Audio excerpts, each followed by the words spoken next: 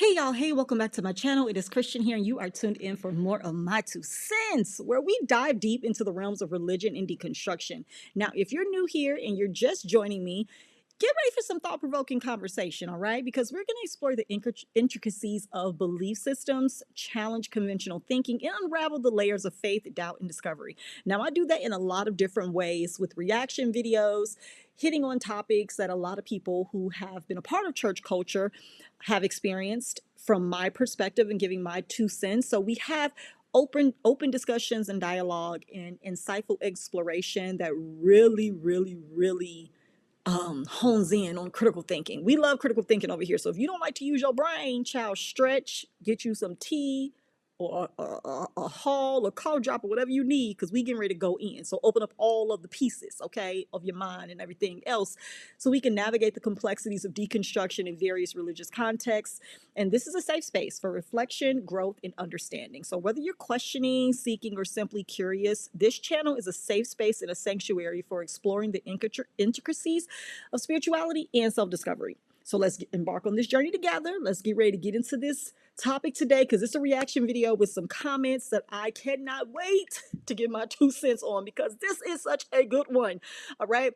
The 3 points that matter most: number one, you're not alone. Number two, you're not crazy. Number three, God, your creator, still loves you, and I do too. If you're new to the channel, hopefully you will enjoy this dialogue. Click around, stick around, and join the 2 cents crew, because we would love to have you. All right. And if you are a returning 2 center, then hey, family, I'm so glad to have you guys back with me today. We're going to have a good video, because we're going to be talking about pastors dating members. All right. Dating members, courting members, sleeping with members, getting members pregnant. Oop, that sounds like Jamal Bryant, but let me keep going. This is not about him, but it is definitely about men who are like him, or pastors who have these titles and these situations on their heads, and how one pastor's video is now turning the church upside down in the comment section, because he is shutting it down before they can even get into his draws. I mean, into his, place of space. This is going to be really good. I saw this video the other day and I was like, oop, I got to screen record it and take it to my 2 centers. Because one thing I know is that in church, I've never seen anything like this happen before. I've never seen a pastor address a congregation in this way, but I am ready to weigh in on it today. So let's watch this video and I will be back with my 2 cents. If you have joined this church because you think you're going to marry me, this needs to be your last Sunday. We don't do that here. I don't run through the women. We don't do that here. So I have to say this, because unfortunately we've had several situations with several individuals who have made it clear to several of our leaders that they felt God led them here to be a spouse to me. I can tell you that is a lie. Second order of business, we had an individual call the church. I don't know this person. They said they were upset because they had been in a relationship with me for an extended period of time via email, and I suddenly stopped reaching out to them. Well, that's because you were never talking to me in the first place. So to whoever that was, I'm sorry that you went through this tragic event, but that's not our fault. And I would pray that you would be less gullible in the days ahead. But I assure you that if you push this any further, we will legally take action with great prejudice. So go ahead and let it die. Repent and go find a real human. So we're not going to do none of this foolishness because you was talking to a fake page thinking it's me. So let me set order. If you came to this church and you think I'm your husband, unthink it. So let's calm that down. Look at your neighbor and say, calm all that down. Calm all. We don't do that foolishness here. You should be glad you got a pastor with some integrity. We don't do that stuff here. If you have joined...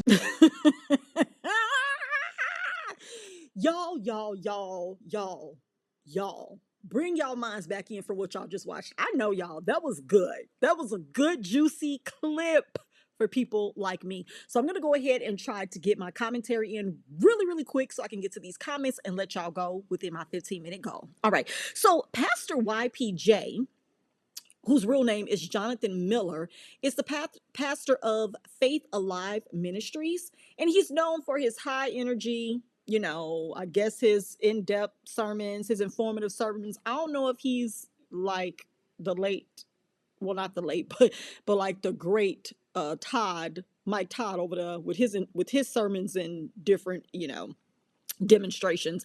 But he's known for having and taking a bold stance for Jesus and having, witty humor. So this definitely seems like That is in demonstration with him saying, you know, you need to go repent and find you a real human. Like, you was not talking to me. I did not tell you these things. So back up. We not together. We not get married.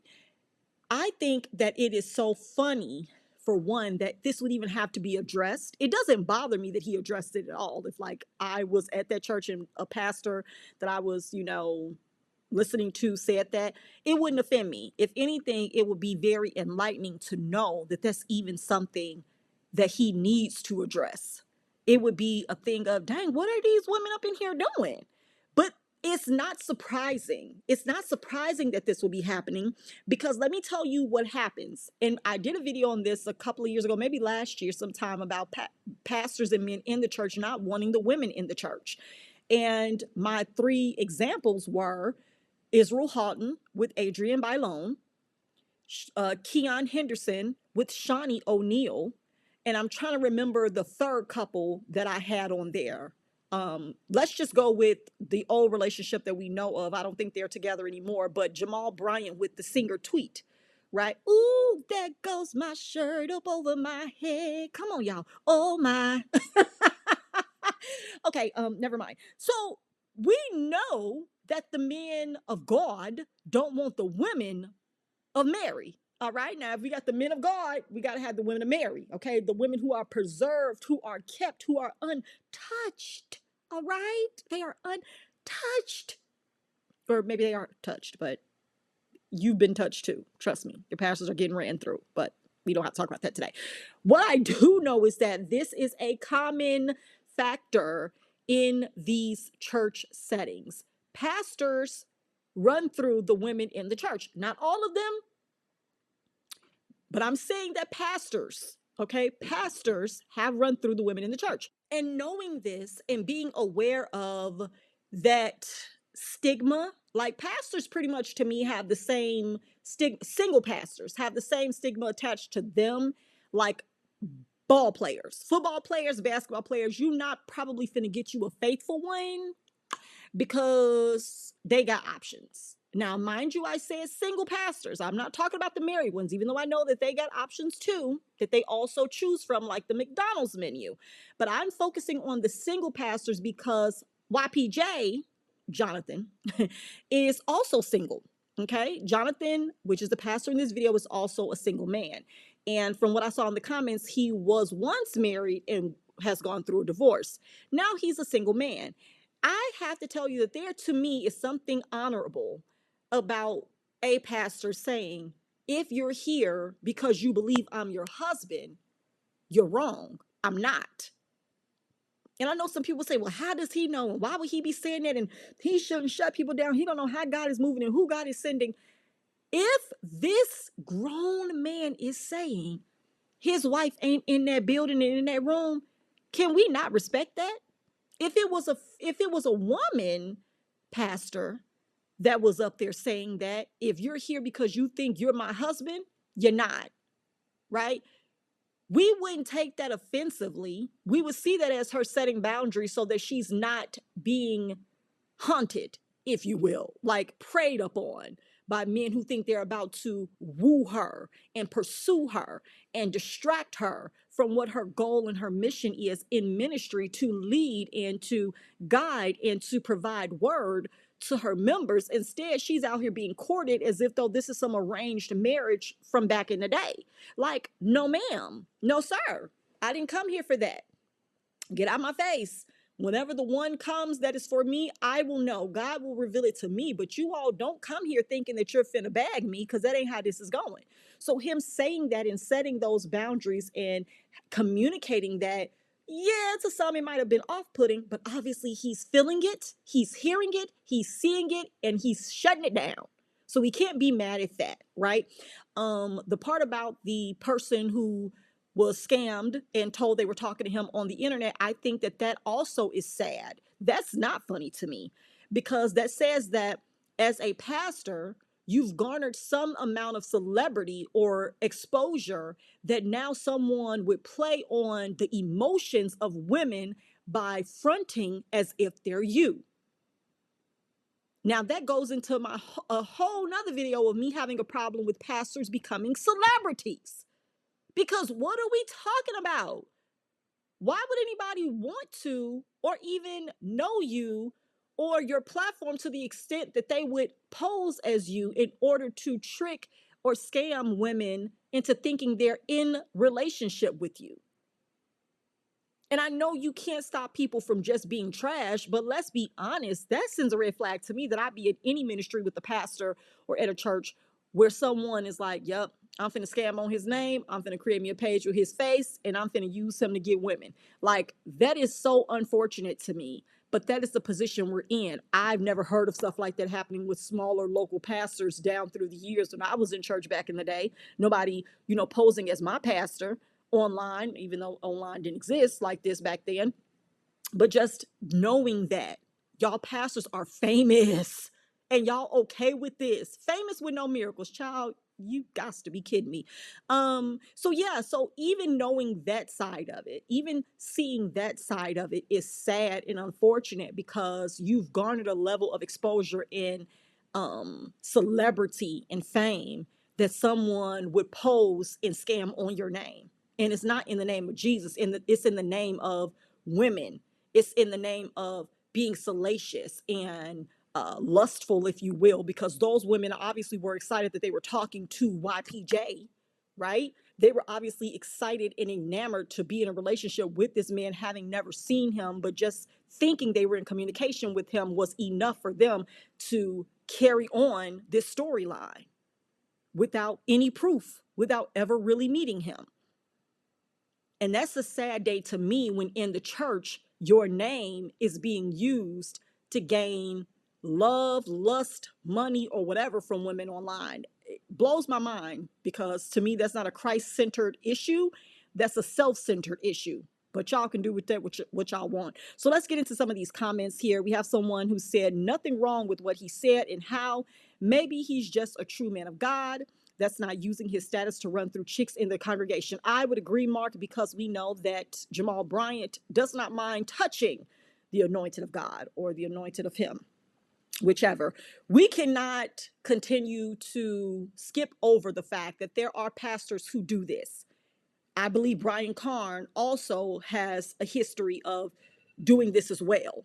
And I'm not saying running through women in the church, but having access to women and using this, staying single this long, knowing that they could have, good wholesome suitors or good wholesome women that they can make, their first ladies. I'm not saying they have to be married, y'all. I'm just saying, that they've come in access with into contact with women they could marry.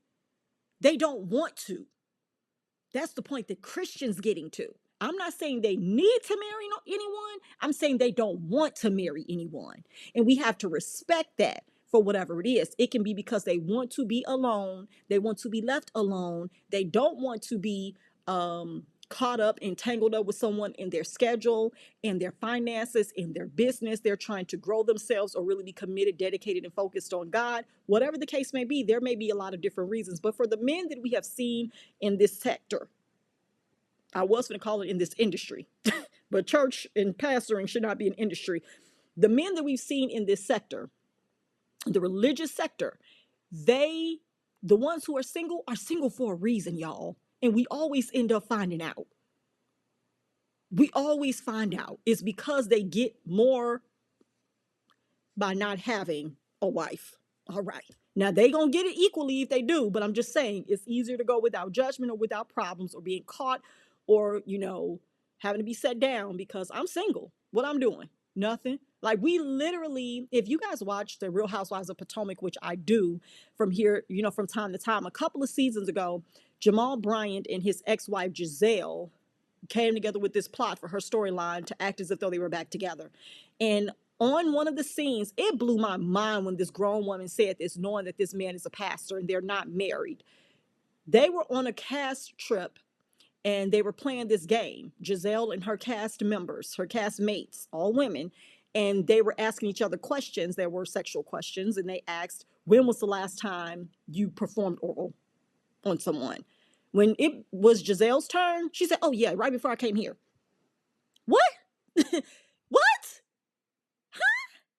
Now, we all at home, millions of viewers know that it's Jamal that she's referring to. We all know that her and Jamal are not married, that they're just dating again.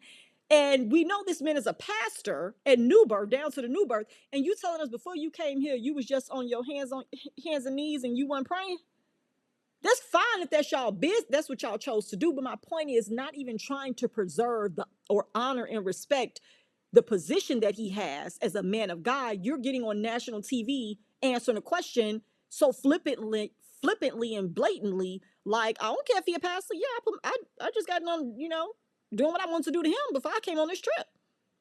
Which lets you know that even if she was lying, she didn't mind saying it, not taking into consideration what his position or his celebrity is as a pastor.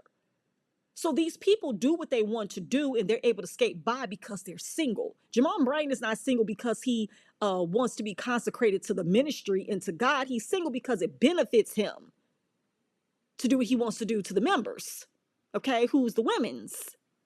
Just like Giselle told us in the first season of Housewives of Potomac, I divorced Jamal because he was a cheater, pumpkin eater.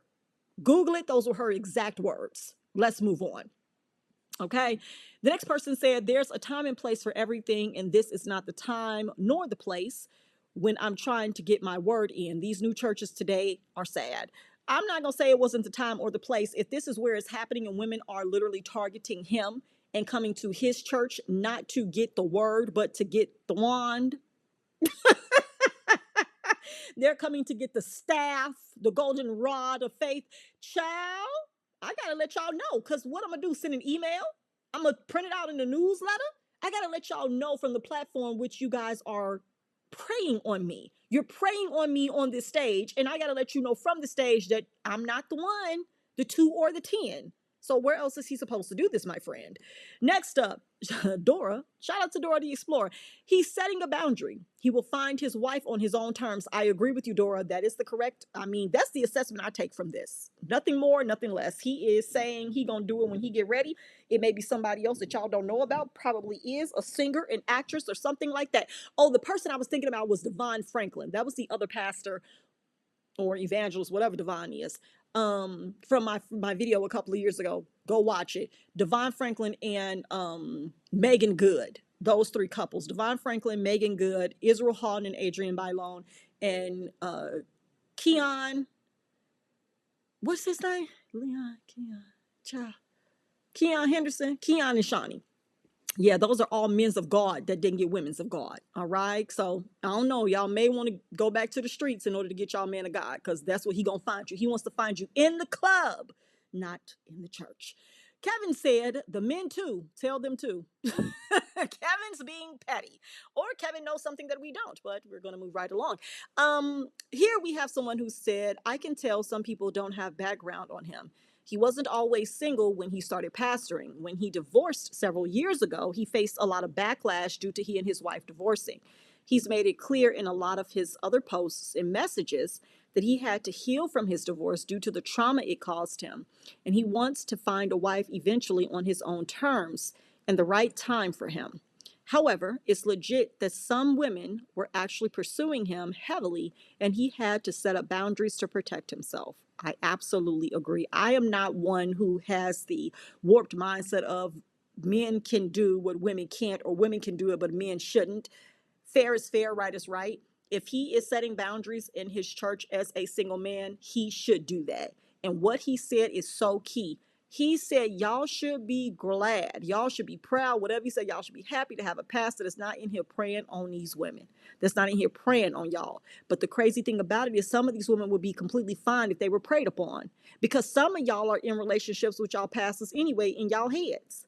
Some of y'all are out here obsessed with and claiming the man of God as y'all man, period, in y'all heads. Some of you have put the man of God in the position of the man who might be trying to find you, but he can't because you actually got a covering that ain't your man. Just saying. So you all have to be cognizant of all of what he's saying at one time without saying all of it at that same time. And it's very sad, but a lot of women are in relationship with their pastors, and in my opinion, spiritual connections and soul ties with their pastors, and it is very unhealthy. And that, to me, is plain idolatry. It is complete idolatry. You can't say nothing about their pastor. Go look at the YouTube short I did like a year or two ago, being sarcastic about Jamal Bryant putting his mouth on the man of God, Kevin Samuels. I was being completely facetious, but the amount of women in the comments telling me I need to shut up, I need to go find me something to do, I need to quit playing with the man of God, keep my mouth out the man of God, all this other stuff. They come out the woodworks for these men because in their minds, they are the gatekeepers of these men, of their reputations, of their lives, of their platforms, of their ministries. And it's very, very cultish to me. It's like, you've never met this person. Why are you capping so hard from them? Why are you so upset by the facts that all of us are presenting about him? He's not that great of a dude, period. Be it for, the civil injustices that he represents, go do that. I prefer Jamal Bryant focus solely on the civil injustices that happen and being an activist, a rights activist, than to be a pastor. I think that is so whack of people in church to still be supporting him. But let's keep going because this video is not about him. Someone said he's guilty. If it's not true, why bring it before the congregants? Just preach the word. Where there's smoke, there's fire. No, sis, I don't agree with this. Next up, someone says, seriously, he's far too confident and it's obvious what he wants. He's not attracted externally. Oh, it's amazing the things that people can assess about someone for setting boundaries. Hey, okay. If you was the one that thought he was your husband, ma'am, just say that. Next up, my only concern is that he had to make an announcement about it. Correct. That is how I feel. The fact that you even had to say this from the mic lets me know that it's not all right. Next up, someone say, baby. That's how he's talking, baby. The spirit led me to say that pastors have wives because of this spirit. Just like a woman doesn't supposed to be any place without her husband, a man shouldn't be heard without a wife. So with that being said, your wrist is broke and sugar is everywhere. I can see the spirit. If you don't believe me, just wait. Thank me later. Ooh. Okay. All right, evangelist boss lady Smith. Sis said that the sugar is spilling and the wrist is broken. Okay. It's just, again, I'll say it's just amazing to me how women are assessing that this man's sexuality is that of same gender loving because he is setting boundaries. I don't see broken wrists and I don't feel sugar from his tank, but whatever. This is bananas. This is literally bananas. Dora is back. Shout out to the Explorer. We really have to get out of the habit of labeling someone gay because they're finally responding to foolishness. Yes. Dude is setting the record straight before some crazy lady ruins his ministry because she wasn't picked. I screenshot this and didn't even read it, huh? This is spot on. Y'all have got to stop doing the things. Now, let me say something. I did make an assessment earlier that there are certain pastors who stay single so that they can have access to women and not be judged for it, right? Because they're not in a relationship. If I'm single, I am free and clear to engage with whosoever I will.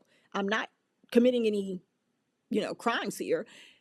But this is a different issue that I feel like plagues the church and the Black community in general, and probably any community, but I see it the most in church and in the Black community. When a man doesn't engage with or has boundaries with women, they're automatically deemed or, labeled as homosexual. And I don't think that's fair to call everyone's homosexuality and call people's sexuality into question because they're not flocking to or allowing access to women galore in their space. Boundaries are needed because if you don't have them, that surely can lead to a fall. Shout out to John Gray, who's been caught on 3 or 4 different occasions engaging with women, not sexually, but just talking to them and being inappropriate and seeing inappropriate pictures and saying inappropriate things that hurts his marriage and is very disrespectful to his wife publicly. This man has been able to do that as a married man. So what do you honestly believe could be happening with single pastors? If a married pastor was doing what John Gray was doing, what do you think single pastors be experiencing, y'all? It's not about being gay. It's about having boundaries. And if you come to these conclusions because he has boundaries, you are part of the problem. And it's not fair and it's not right, because if it was a woman, you would want that woman to be equally respected in the pulpit so she can do her job and flow in her calling without having to worry about men trying to wife her. That's all I'm saying. Let's be fair. Let's be clear. This is the real problem here. Last question, not question, but the last comment. These churches are toxic. The end. That is the TED Talk of the day. Mic drop. These churches are toxic, y'all. And it's so sad, because I think the more we realize everybody's figuring it out. Like, pastors are figuring it out. Some pastors are getting so much access and so much power that they've never had before, that it is intoxicating. It is intoxicating to walk into a room. Like, the only person I think knows what this feels like on a personal level that I meet, that I know, would have to be my husband. Every time my husband come downstairs from his office, every time my husband come back home from going somewhere, every time my husband step into a room, it is like he is Jesus on the second coming. Because my kids literally lose it. Like, when they hear him walking around upstairs, they're like, oh, here he comes. Like, literally, that's what my son says. Here he comes. Because they're excited about his presence. That's just on a father-son, father-daughter level. Imagine being a pastor, and when you walk in the room, the reverence and the respect and the treatment that you get from people who are equally human, just like you. That is a very intoxicating feeling, when all eyes are on you, when people are waiting for you to open your mouth, when people are excited to be around you, to serve you, to get you something, to get a hug from you, a handshake, a word from you just to look at them and smile at them, ask them a question, ask them how they're doing, encourage them or compliment them. That is what it feels like as a pastor. It is an intoxicating feeling. Imagine having women's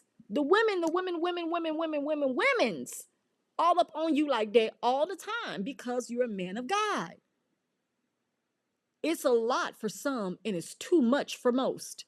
Everybody don't have the wherewithal, the discipline, the integrity, or the desire to do what YPJ just did. Now, I don't know nothing else about his life. I've never heard of this man before this video. I've never seen him before this video. And I don't plan on looking him up and listening to any of his sermons, because I don't care. I just felt like this was a very interesting topic to cover today. And I went over my 15 minutes, but hey, we still got into the things, because I definitely think it was entertaining. Hopefully you enjoyed my 2 cents, and I would love to hear yours. How do you feel about a pastor acknowledging women coming after him at church? Was he wrong? Was he right? Was this the right setting? Should he have waited? Should he have ignored it and said nothing at all? I would love to hear from you. If you've enjoyed the video, please like it and subscribe to the channel. I would love to add you to my 2 cents crew. Until next time, I'll catch you in the next video. Bye.